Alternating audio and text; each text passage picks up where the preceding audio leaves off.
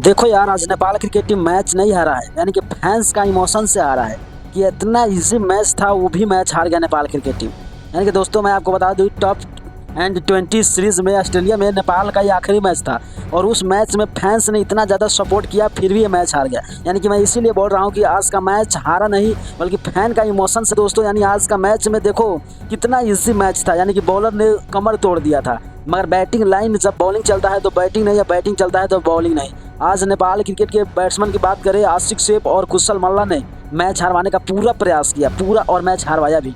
इतना ही नहीं दोस्तों, देखो आशिक सेफ 27-28 बॉल में 30 बॉल में 27 रन बनाते हैं। यानी कि सोचो, जब उस तरह की ओपनर बैट्समैन खेल रहा है तो जो आने वाले मिडिल ऑर्डर बैट्समैन वो क्या करेगा भाई, वो क्या करेगा।